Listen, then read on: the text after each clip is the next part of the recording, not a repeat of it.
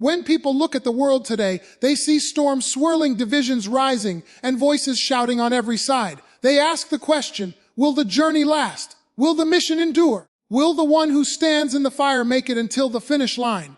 That question is bigger than one man, bigger than one election, bigger than one timeline. It is a question of destiny, perseverance, and whether purpose can withstand the weight of opposition. It's not just about politics. It's about every life that wonders, can I endure?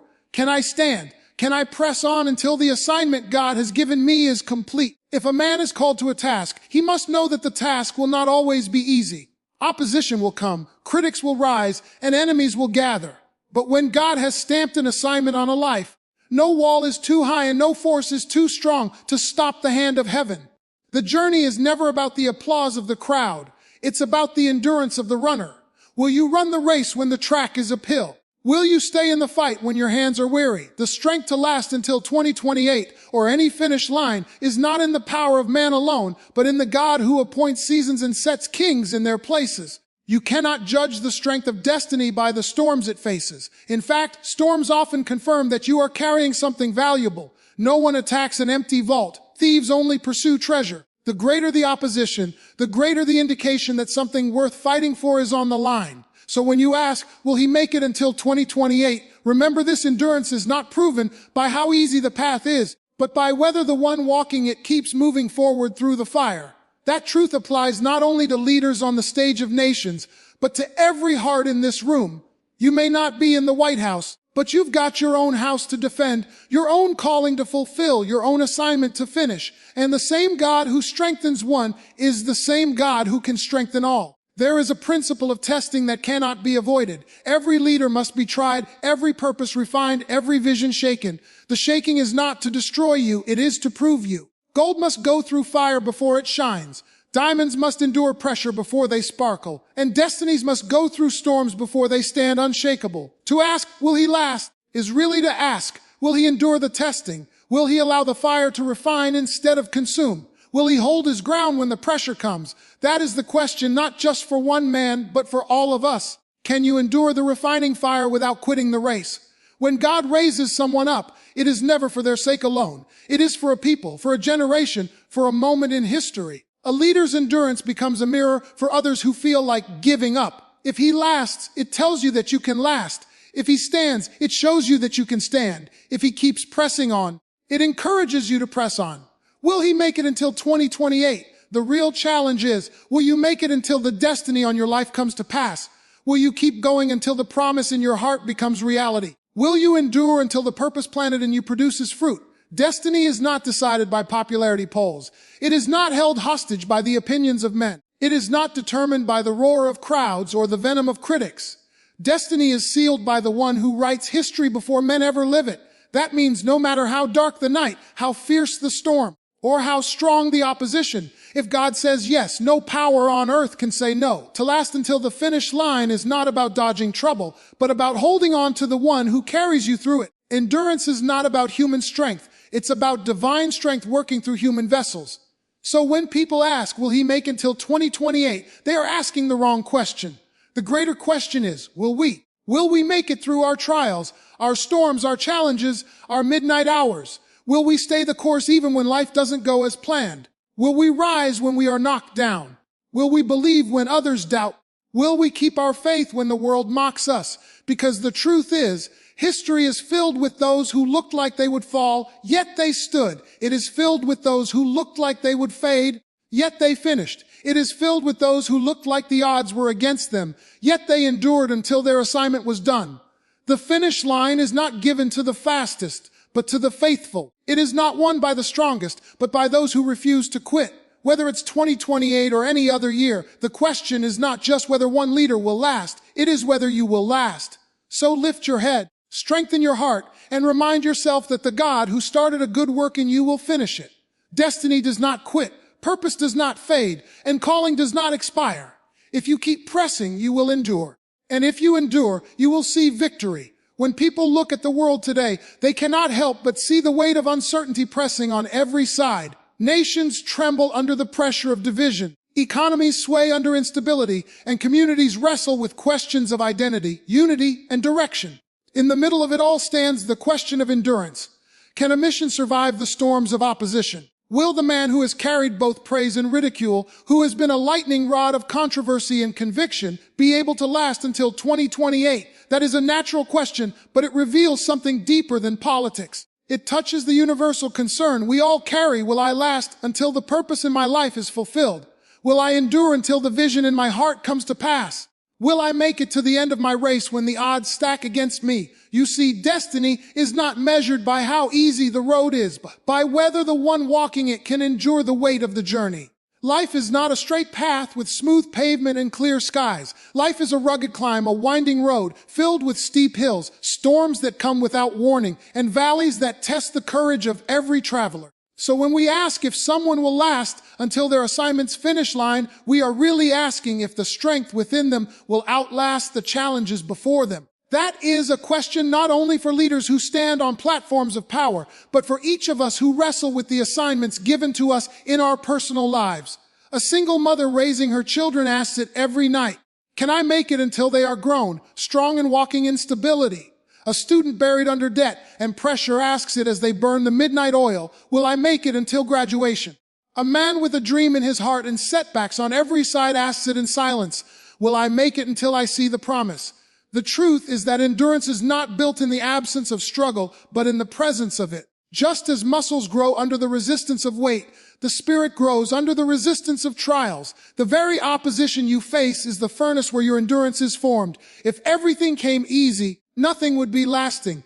If every door opened without effort, there would be no reason to fight, no reason to stretch, no reason to cling to faith. That is why God allows obstacles along the way, not to defeat you, but to develop you. For it is in the fire of trials that the steel of endurance is forged. So the question, will someone make it until 2028, cannot be answered merely by looking at the size of the opposition, the roar of critics, or the weight of political storms. It must be answered by looking at the resolve in the heart, the call that drives the soul, and the hand of God that upholds the journey. People often mistake applause for endurance. They think that if crowds are cheering, the path will be easier. But crowds are fickle. Today they shout, Hosanna, and tomorrow they cry, crucify. Endurance is not proven in the cheers of the crowd, but in the silence of the night when no one is clapping, and the only sound you hear is the whisper of doubt. That is where you discover whether the race you are running is fueled by external approval or internal conviction. To last until any finish line, whether 2028 or beyond, you must know why you are running. A runner who forgets his purpose will drop out when the road gets tough. But a runner who knows his purpose can be bleeding, weary, and staggering, yet still moving forward because the finish line matters more than the pain of the journey. In life, every calling comes with its critics, every assignment comes with its adversaries, and every vision comes with its valleys. The presence of struggle is not the evidence of failure, it is the evidence that you are carrying something worth fighting for. Nobody bothers to fight over empty hands, but the moment your hands carry something valuable, resistance arises. When you feel opposition rising, it is not a sign that you will fail. It is a confirmation that what you are carrying matters. So instead of asking, can he make it until 2028? We should be asking, can we make it through our own storms? Can we remain steady when life is unsteady? Can we remain focused when distractions scream for our attention? Can we endure until the vision planted within us sees the light of day? And here is the beauty of endurance. It is not something you must carry alone. Human strength will falter, human resolve will weaken, human determination will stumble, but divine strength is endless. It is the power of God that lifts weary hands, renews fainting hearts, and steadies trembling knees. Those who lean on their own strength eventually collapse, but those who lean on divine strength endure. That is why history is filled with people who had no logical reason to last, no natural ability to continue. Yet somehow they endured. They endured because their mission was bigger than themselves, and their strength was drawn from a source beyond themselves. So, whether it is one man's political journey or your own personal race, the truth remains the same. Endurance is not about how smooth the path is, but about how strong the purpose within you is. If the purpose is strong enough, the storms cannot drown it, the critics cannot silence it, and the years cannot erase it. The question, then, is not simply whether someone else will make it until 2028. It is whether you will make it until your purpose is fulfilled. Will you endure until the destiny planted in your heart blossoms into reality? Will you press on until the finish line is behind you and the crown of victory rests on your head? Because in the end, the power to last does not lie in avoiding struggle, but in embracing the strength that allows you to keep moving forward in spite of it. If a man is called to a task, he must know from the very beginning that the task will not always be easy. The path of destiny is never lined with roses alone. It comes with thorns. It comes with heat. It comes with pressure. To be called is to be challenged. To be chosen is to be opposed. To be set apart is to be misunderstood. Every person who has ever carried a divine assignment has faced moments where the weight felt unbearable and the journey seemed impossible. But the call of God is not dependent on comfort. It is anchored in commitment. And when a person commits to the journey, they learn that their strength is not measured by the absence of obstacles, but by the determination to keep moving forward despite them. Opposition is not a sign that you are in the wrong place. It is often the clearest sign that you are in the right one. If you were not threatening the darkness would leave you alone. If you were not carrying something of value, the thief would not come knocking at your door. Resistance is the announcement that purpose is present. And so, when people ask if someone can endure until 2028, the better question is whether that person has understood that opposition is part of the journey and not the end of it. Because those who think calling comes with applause will collapse under criticism. But those who understand that calling comes with a cross will endure, knowing that the pain of the cross leads to the power of the crown. The crowd is not a reliable compass. Sometimes it cheers, sometimes it boos, sometimes it vanishes altogether. If you are running your race depending on the noise of the crowd, you will stop running when the crowd falls silent. True endurance is not about who is for you or who is against you, but about who has called you.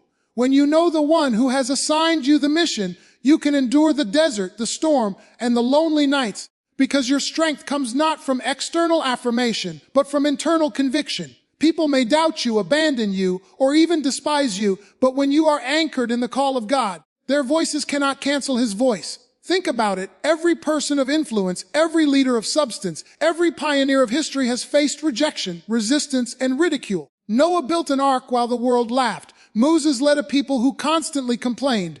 David ran from enemies who wanted his crown before he had even sat on the throne. Esther faced the risk of death for daring to speak up. And Jesus himself carried a cross through jeers, insults, and betrayal. Their assignments did not come easy, but their endurance was proof that when God sets you on a path, he equips you to finish it. To ask if someone will last until 2028 is to ask if they can stand the storms, survive the critics, and keep their eyes on the assignment when everything in them wants to give up. That question is not just for one man. It is for every person who has ever been given a dream, a calling, or a mission. The reality of life is that endurance is forged in adversity. The soldier is trained in battle, not in peace. The athlete is proven on the field, not in the locker room. The sailor's skill is tested in storms, not on calm seas. So too, leaders are shaped not by the easy days, but by the hard ones. The question, then, is not whether opposition will come, it will. The question is whether you will stand when it does. Will you bend under the pressure, or will you let pressure produce perseverance?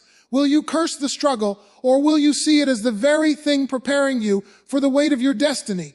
And understand this, the strength to endure is not something we muster up from our own fragile humanity. Human willpower can only go so far. Human determination can only hold out for so long. But divine empowerment gives you the ability to withstand what you could never face alone. It lifts you when you are bowed down, steadies you when you are trembling, and carries you when you are too weak to walk. That is why those who endure do so not by might nor by power, but by the Spirit of the living God working in them. When you rely only on yourself, you eventually collapse.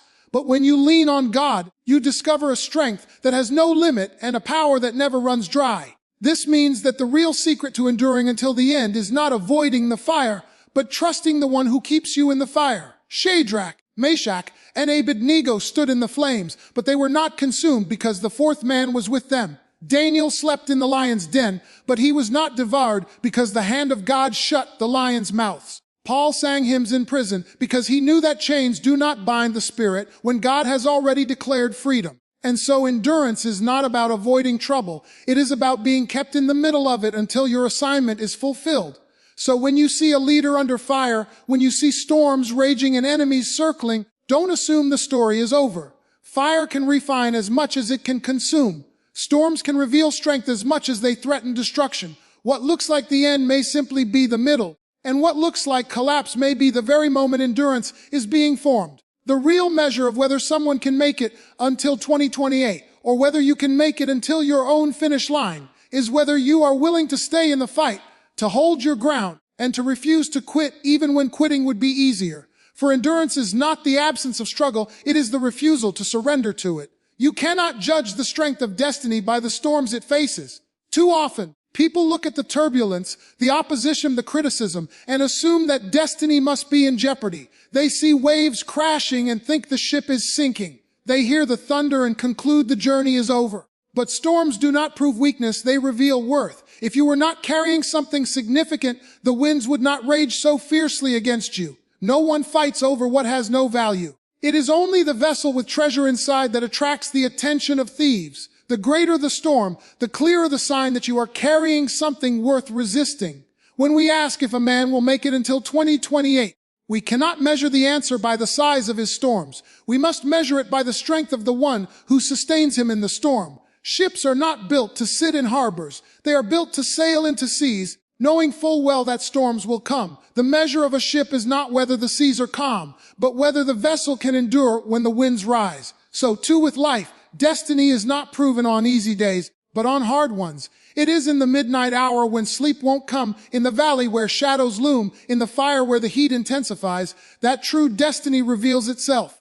The storms you face in your life are not random. They are strategic. They come to test, to sift, to shake, and to prove. They separate the temporary from the eternal, the shallow from the deep, the fragile from the unbreakable. And though storms can be terrifying, they can also be confirming. Every gust of wind against you is evidence that you are moving forward. The enemy never pursues what stands still. He pursues what advances, what carries weight, what threatens his grip on the world. So if your life is under attack, if your calling feels besieged, if your dream is being tested, take heart. It means you are carrying something powerful enough to make hell nervous. Consider the stories that history has preserved. Joseph carried a dream from God, but before that dream became reality, he was thrown into a pit, sold into slavery, falsely accused and imprisoned. Each storm seemed to scream that destiny was over, but every storm was pushing him closer to the palace. David was anointed king as a shepherd boy, yet before he ever sat on the throne, he was chased into caves, hunted by Saul, and forced to hide among enemies.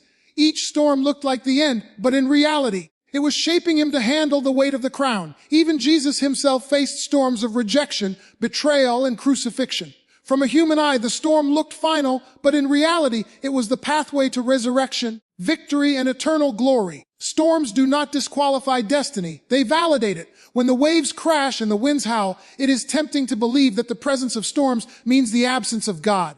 But the truth is the opposite.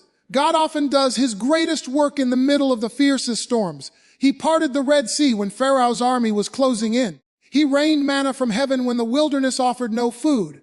He shut the mouths of lions when Daniel was thrown into their den. And he calmed the storm with a single word when his disciples thought their boat was going under. The presence of storms is not the absence of God. It is the stage upon which his power is revealed. That means the real question is not, will the storms come? They will. The real question is, what will the storms reveal? Will they reveal fear or faith? Will they uncover weakness or strengthen resolve? Will they drive you away from your purpose or push you deeper into it? The storms of life are not meant to sink you. They are meant to strip away what is unnecessary and anchor you more firmly to what is eternal. A tree that has stood through many storms develops roots that run deep, roots that cannot be moved by surface winds. In the same way, every storm you endure pushes your roots deeper into the soil of faith, into the bedrock of conviction, into the unshakable foundation of God's promises. So when people look at the turbulence of a leader's journey and ask, will he last until 2028? They are often misreading the storm. The very presence of the storm may be the evidence that destiny is alive and unstoppable, because storms do not last forever, but those who endure them do. The winds may rage, but they will eventually die down. The waves may rise, but they will eventually settle. The night may feel long, but the morning always comes. And when the storm passes, those who endure will still be standing stronger, deeper, and more unshakable than before. This truth is not only about one man's journey, it is about yours. Your storm may not be political, it may be personal.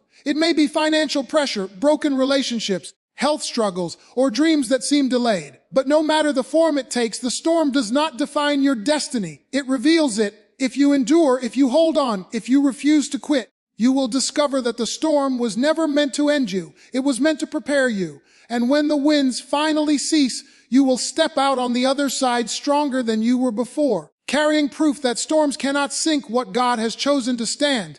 There is a principle of testing that no one can escape. Every life, every calling, every destiny must go through it. The refining process is not optional, it is essential. Just as gold must pass through fire before it glitters, and diamonds must endure crushing pressure before they shine. Every person chosen for an assignment must go through the fire of testing before they are ready to carry the weight of their purpose. You cannot be trusted on the mountain if you have not been proven in the valley. You cannot be crowned in the palace if you have not been refined in the pit. The test is not to destroy you, the test is to develop you. The fire is not designed to consume you, it is designed to purify you. When you ask if someone can make it until 2028, the real question is whether that person can endure the process of testing without collapsing under the pressure.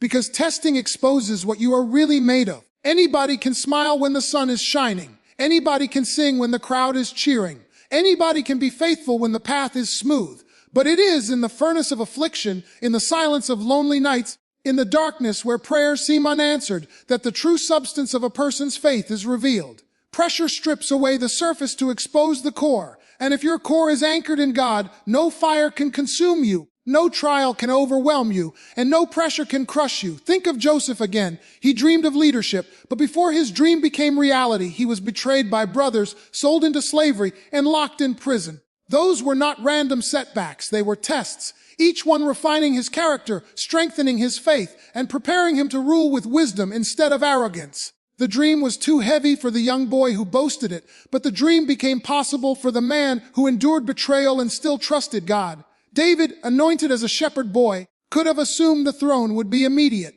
Instead, he spent years running from Saul, hiding in caves, and leading men who were broken and bitter. Those caves were his classroom. The spears Saul threw were lessons in endurance. By the time David reached the throne, he was no longer just a boy with oil on his head. He was a man tested by fire, proven by storms, and humbled by struggle. Even Jesus faced testing. Before he performed miracles, before he called disciples, before he proclaimed the kingdom, he was led into the wilderness for 40 days. Hungry, weary, vulnerable, he faced temptation directly.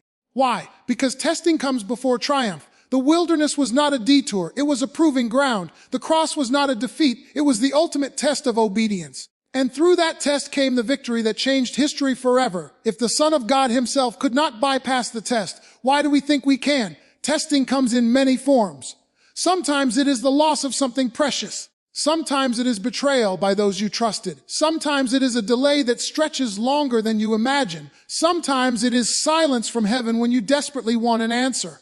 Whatever form it takes, the test asks one question: will you endure? Will you keep believing when the evidence around you says it is pointless? Will you keep standing when everything inside of you says to sit down? Will you keep pressing forward when the easiest thing to do would be to quit?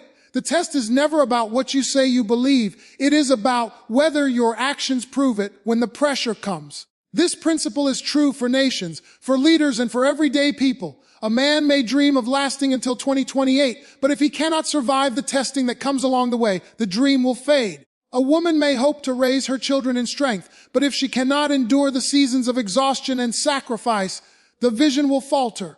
A student may long to see their dream career fulfilled, but if they cannot persevere through sleepless nights and setbacks, the goal will remain distant. Testing is not partial. It visits all who have purpose. The higher the calling, the greater the test. But here is the hope. Testing is never without reward. Fire does not only burn, it refines. Pressure does not only crush, it produces diamonds. Storms do not only shake, they strengthen roots. Every test you pass increases your capacity, sharpens your vision, and deepens your reliance on God. By the time you come out on the other side, you are no longer the same person who entered the trial. You are stronger, wiser, and more anchored. That is why James could write, "Count it all joy when you fall into various trials, knowing that the testing of your faith produces perseverance." Perseverance is the proof that you have been tested and not destroyed. So when you look at a leader under fire, facing challenges from every side, do not assume the testing is a sign of failure. It may be the very process preparing them to last. And when you look at your own life, do not despise the seasons where the pressure feels unbearable. Those seasons may be the very ones equipping you for the promise ahead. The pit does not cancel the palace, it prepares you for it. The cave does not erase the crown, it proves you are ready to wear it. The cross does not end the kingdom, it ushers it in. The test then is not something to fear, but something to embrace. For it is the test that transforms you from being called to being chosen, from being appointed to being anointed, from being a dreamer to being a fulfiller of dreams. And the truth is, only those who endure the test will see the triumph. When God raises someone up, it is never for their sake alone. A calling is never about personal comfort or private glory. A calling is about people, generations, and the timing of God in history. A leader's endurance is not just proof of their own strength. It becomes a testimony to all who are watching that it is possible to stand when the world expects you to fall. When a leader lasts, it does not just secure their legacy. It ignites hope in the hearts of countless others who wonder if they can last too. This is why the question of whether someone will make it until 2028 carries more weight than politics. It reflects the larger principle that when a person refuses to quit, their perseverance becomes fuel for others. Every person watching draws courage from the one who endures. The mother struggling to keep food on the table looks at endurance and says, if he can keep pressing, so can I. The young man working night shifts while studying during the day looks at endurance and whispers, if he hasn't quit, neither will I. The weary believer battling discouragement hears the story of perseverance and remembers that quitting is not the only option. Endurance spreads, perseverance multiplies. When one stands, many stand. That is why leaders matter so much. Leadership is not only about vision or words, it is about example. People may not remember every speech you give or every promise you make, but they will never forget if you kept going when quitting was easier. They will not forget if you stood when the storms hit hardest. They will not forget if you pressed on when the odds were stacked against you. Endurance is contagious. If one endures, it creates a ripple effect across families, communities, and even nations. This is what separates mere ambition from true calling. Ambition says, I want to succeed for me. Calling says, I must endure for them. Ambition is self-centered, but calling is people-centered. When God raises up a person for a season, their story is never just their own. Their victories become encouragement for others. Their trials become lessons for others. Their endurance becomes proof for others, and their journey becomes a living sermon, declaring that God can carry anyone who refuses to let go of him. Look at Moses. His endurance in leading Israel out of Egypt was not about his own comfort. It was about the liberation of millions. His perseverance gave a generation of slaves the courage to believe they could walk free. Look at Nehemiah. His determination to rebuild the walls of Jerusalem was not about his personal reputation. It was about giving a broken people back their dignity and security. His endurance sparked hope in those who had lived too long in despair. Look at Paul. His relentless preaching of the gospel through beatings, imprisonments, and shipwrecks was not for his own fame. It was to give the world the good news of salvation. His letters still inspire millions today because his endurance was never about him. It was always about those who would come after him. So, when a leader lasts, the impact reaches far beyond their personal story. Their endurance becomes a generational blessing. Think about how many eyes are watching one man's journey. Every critic studies his missteps. Every supporter watches his strength. Every doubter waits to see if he will collapse. But beyond the noise of politics and opinions, there are ordinary people quietly drawing courage from the fact that he has not quit. Whether they admit it or not, they are learning that storms can be weathered, that setbacks can be survived, that destiny can be pursued even under fire. And this is not limited to leaders on a world stage. In your own life, you may not realize how many people are watching you. Your children are watching how you endure when money is tight. Your friends are watching how you stand when your health is fragile. Your coworkers are watching how you carry yourself when life does not go as planned. And every time you choose not to give up, every time you choose faith over fear, every time you stand firm in the face of pressure, you preach a silent sermon that says, endurance is possible. Your endurance might be the very thing that gives someone else the courage to keep going in their own battle. That is why quitting is never just about you. If you quit, it doesn't only affect your destiny, it affects the people who were supposed to draw strength from your perseverance. If you collapse, it doesn't only silence your story, it silences the encouragement others would have received through your testimony. But when you endure, you carry more than your own hopes. You carry the hope of others. When you press through, you light the way for others. When you last, you show others that they can last too. This is why God allows leaders, parents, teachers, pastors, and ordinary men and women to go through trials and still stand. He knows their endurance will ripple outward and lift countless others who are quietly asking themselves, can I make it? A leader's endurance is proof that endurance is possible. A mother's endurance is proof that provision will come.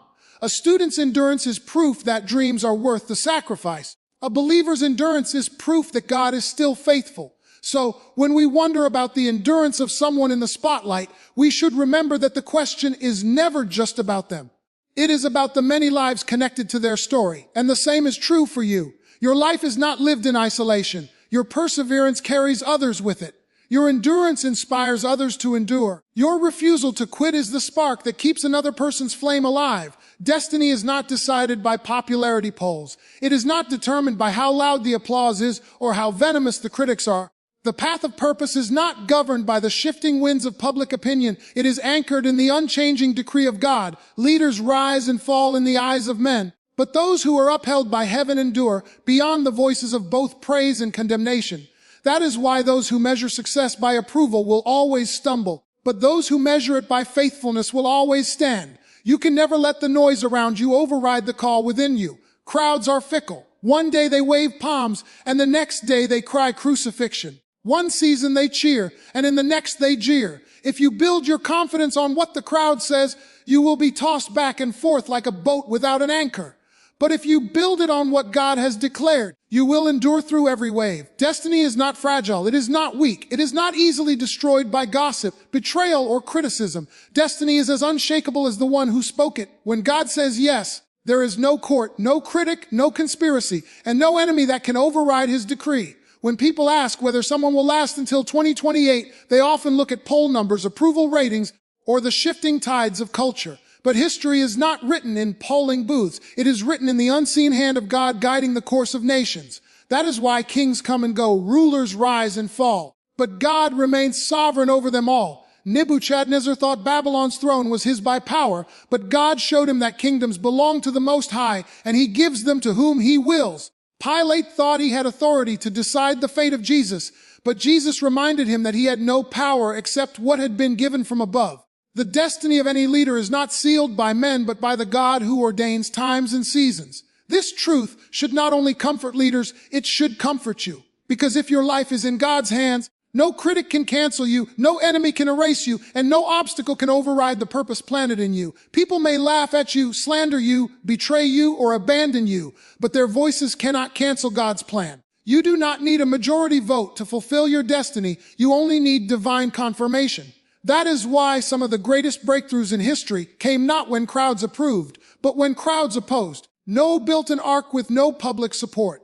Abraham walked away from his homeland without a vote of confidence. Esther risked her life without unanimous approval. And Jesus carried his cross with more enemies around him than friends. Yet every one of them fulfilled their assignment because destiny is not fragile.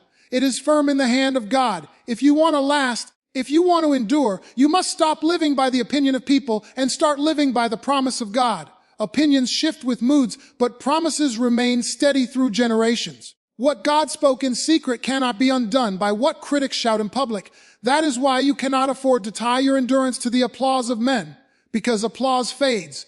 People love you until you make a mistake, then they drop you. They celebrate you until your success threatens them, then they betray you. They cheer for you until the winds change, then they forget you. But if your confidence rests in God's word, you will stand tall even when no one claps. You will endure even when no one cheers. You will remain faithful even when the crowd walks away. And this applies not only to leaders in high places, but to you in your everyday life. If you are waiting for everyone to approve of your dream before you chase it, you will never move. If you are waiting for friends to cheer you on before you pursue your purpose, you will never start. If you are waiting for culture to affirm your calling before you step out, you will always remain stuck. Your destiny cannot depend on their validation. It must depend on God's confirmation. When he says you are chosen, you are chosen. When he says you are appointed, you are appointed. When he says you will endure, you will endure. So the real strength to last is not in human willpower alone. It is in divine empowerment. Human strength runs out. Human resolve wavers. Human determination grows weary. but divine strength renews. Divine power sustains.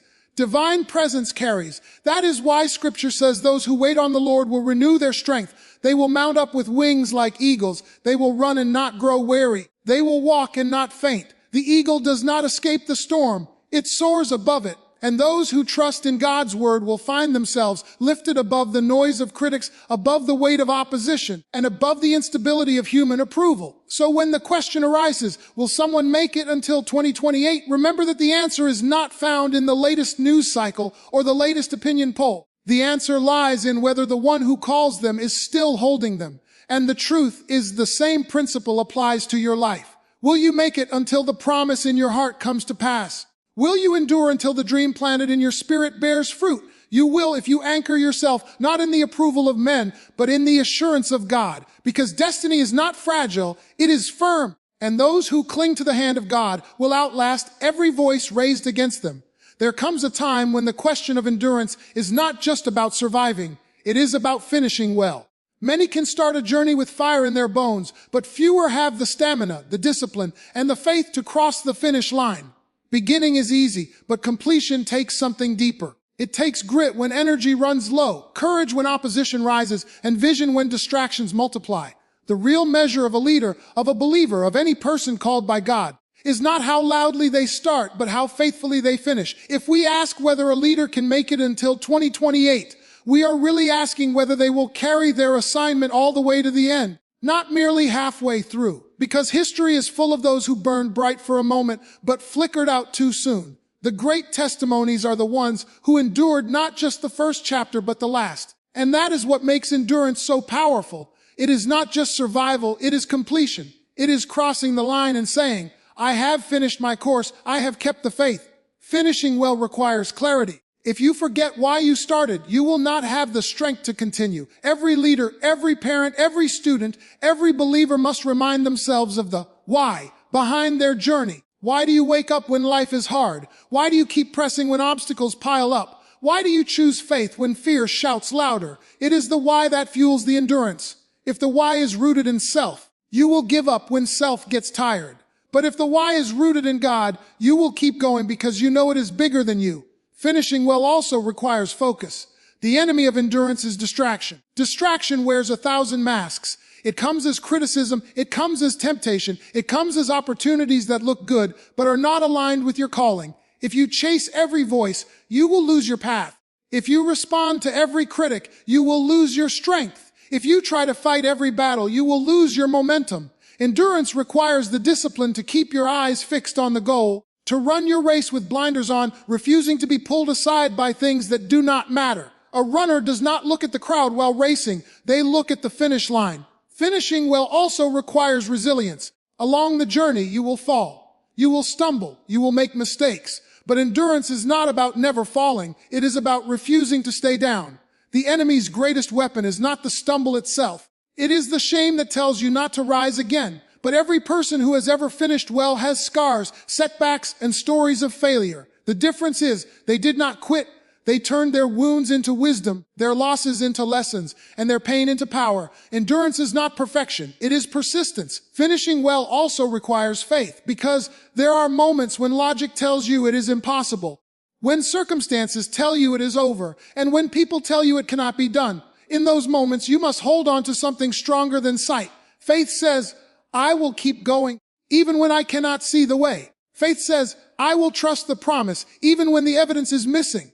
Faith says, I will endure because the one who called me is faithful. And that faith is what carries you when your strength is gone, when your resources are low, and when your hope is thin. Faith keeps you running when everything in you wants to stop. But finishing well also requires humility, because the temptation at the end of the race is to think you crossed the line by your own strength. But the truth is, no one finishes well without God's sustaining grace. It is grace that carries you through the nights of tears. It is grace that lifts you through the storms of doubt. It is grace that steadies your hands when fear tries to make you drop the baton. Without grace, endurance is impossible. With grace, endurance is inevitable. And when a leader finishes well, it is not just a personal victory. It becomes a beacon for others. Their completion proves that purpose can outlast pressure, that calling can outlast criticism, that destiny can outlast delay. When they finish, It gives courage to the next generation to keep running. It tells every doubter that faith still works. It tells every weary heart that giving up is not the only option. And it tells every believer that the God who begins a good work will always be faithful to complete it. So the question is never only about whether one man will make it until 2028. The greater question is whether you will make it until the finish line of your own assignment. Will you endure until your children see the fruit of your sacrifice? Will you persist until your prayers bear fruit? Will you hold fast until the promise God whispered to you comes to pass? The journey is long, the race is hard, but the reward is certain. And those who finish well do not just win for themselves. They inspire countless others to rise, to run, and to finish their own race. When the dust settles and history writes its pages, it will not only record who held positions of power or who carried titles of authority, but it will testify to those who endured, those who stood firm when storms rose, and those who finished what they were called to do. The story of endurance is always greater than the story of applause, because applause fades, but endurance leaves a legacy. And when all is said and done, the question of whether a leader will make it until 2028 is really just a reflection of a greater truth, that every person is in a race, every person has an assignment, and every person must decide whether they will last until the finish line. Endurance is not easy. It demands something beyond natural strength. It demands courage in the face of fear, perseverance in the face of pressure, and faith in the face of impossibility. But those who endure discover that endurance is not about their power. It is about God's power working through them. That is why the most powerful testimonies come from people who had every reason to quit, every reason to give up, every reason to walk away, but they stayed the course anyway. Their lives declare, God is faithful. Their stories echo through time, reminding us that the battle is not to the swift nor the race to the strong, but to those who hold on and refuse to let go of the one who called them. The path ahead is never without obstacles. There will always be critics who doubt you, storms that shake you, and delays that test you. But those obstacles are not proof that you will fail. They are proof that your assignment is significant. The greater the calling, the greater the opposition. But the greater the opposition, the greater the glory when you endure. Every setback becomes a setup for testimony. Every hardship becomes a stage for God's strength. Every delay becomes an opportunity to show that faith is not shaken by the clock. So whether it is a leader navigating national storms or you navigating personal battles, the principle is the same: do not quit. Do not let temporary trials trick you into forfeiting eternal destiny. Do not let loud critics drown out the quiet voice of God reminding you that you are chosen. Do not let weariness in the middle of the race make you miss the joy at the finish line. Keep running, keep pressing, keep believing. Because those who endure will see the reward, those who fight will see the victory, and those who stay faithful will see the promise come to pass. And remember, endurance is never just about you. Your perseverance lifts others. Your refusal to quit becomes someone else's reason to hope. Your strength under pressure becomes someone else's inspiration to stand. You may not realize it, but eyes are watching, hearts are learning, and lives are being shaped by how you run your race. Every step you take in faith, every battle you fight with courage, every moment you endure in silence is speaking louder than you know. You are writing a legacy not only for yourself, but for generations to come. Finishing well is not only about crossing a line in victory, it is about leaving behind a testimony of faith. It is about being able to say, I have fought the good fight.